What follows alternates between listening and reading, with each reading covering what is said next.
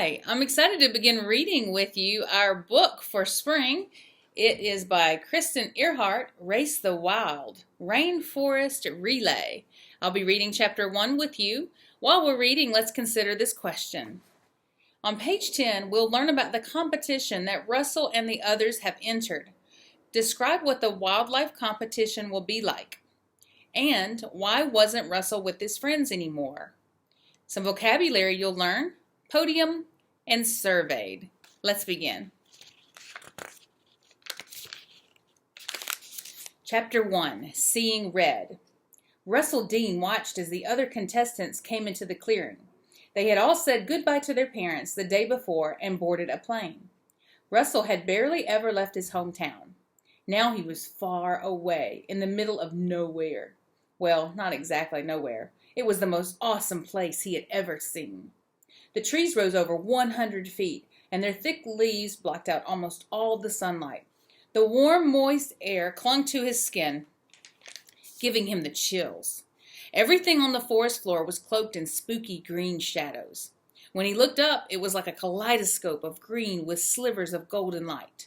This place felt special, almost sacred. When Russell looked down again, the clearing was full of people, mostly kids around his age and a few adults with clipboards.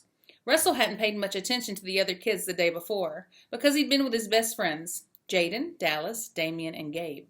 They'd played flag football together for 3 years. Even though they'd all wanted to be contestants on the wildlife, it had been Russell's idea to enter. But now he didn't have a choice. He had to deal with the other kids. He wasn't with his friends anymore. "Welcome," a man called out. "I am Bull Gordon." The man was standing behind a podium, but not the kind of podium that a principal stands behind in an assembly. This one was made from the trunk of an old tree, with roots reaching into the ground like spindly fingers.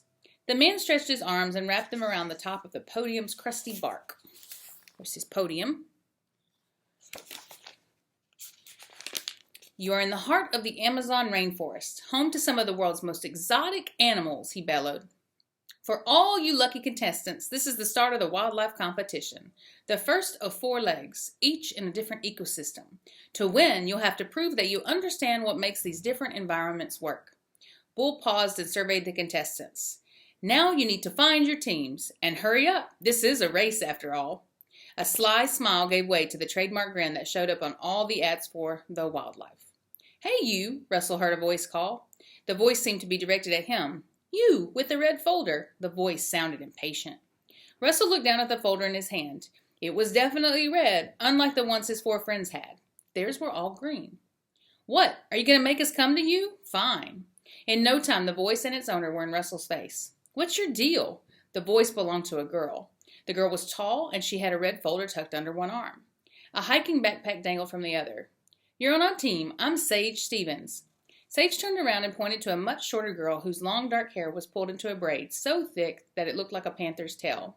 "This is Mari Soto." Next, Sage pointed at a boy. The boy had a gigantic camera hanging around his neck. It was almost bigger than his head.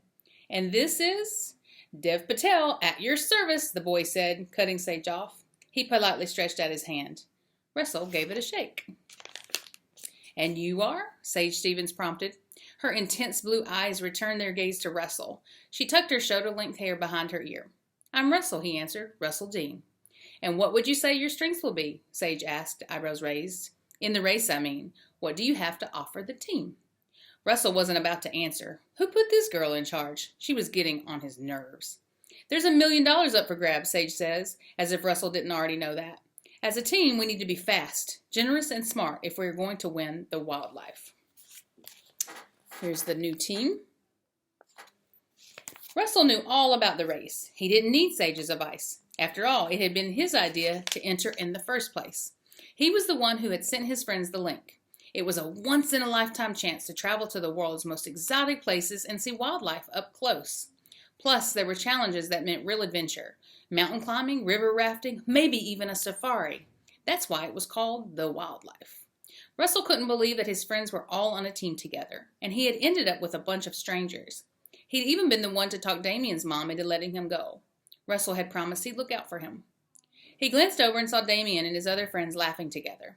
They hadn't said a word to him since they found out he had been booted from their team. They hadn't been mean, but they hadn't been particularly nice about it either. Who knew they'd changed the number on a team from 5 to 4, Gabe had said, like it was a random piece of trivia. The worst part was that Russell knew his friends. He knew they were smart and fast. He knew that they had come here to win. And tough, Russell said after a long pause. He looked at each of his new team members in turn. What? Sage asked. Fast, generous, smart, and tough, stated Russell. We'll also need to be tough if we want to be the winning team. Sage nodded, and the corners of her mouth turned down. Russell could tell she was holding back a smile. Dev and Mari nodded too. Now groups, Bull announced over the excited frenzy. You have 2 duties. First, get to know your teammates. Second, get some sleep. Tomorrow, when the sun rises, you will receive your first challenge. Have a good night. He stepped away from the podium and began talking to one of the adults with a clipboard. Russell leaned over, grabbed his bag, and swung it over his back. He turned to Sage, Mari, and Dev. Anyone know their way to the red team's bunk? He asked. Then we have a little snippet about the Amazon rainforest. A rainforest is just what you would guess. A forest with extremely high amounts of rainfall, usually between 80 and 250 inches a year. It is very humid, which means there is a lot of moisture in the air. The temperature is warm all year. It usually ranges from 68 to 93 degrees Fahrenheit, which is 20 to 34 degrees Celsius.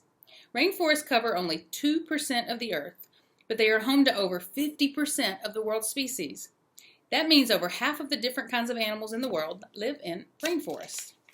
The Amazon in South America is the largest rainforest in the world.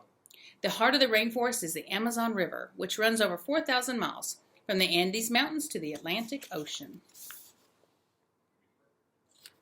And that concludes Chapter 1 and a little bit about the rainforest. See you next time.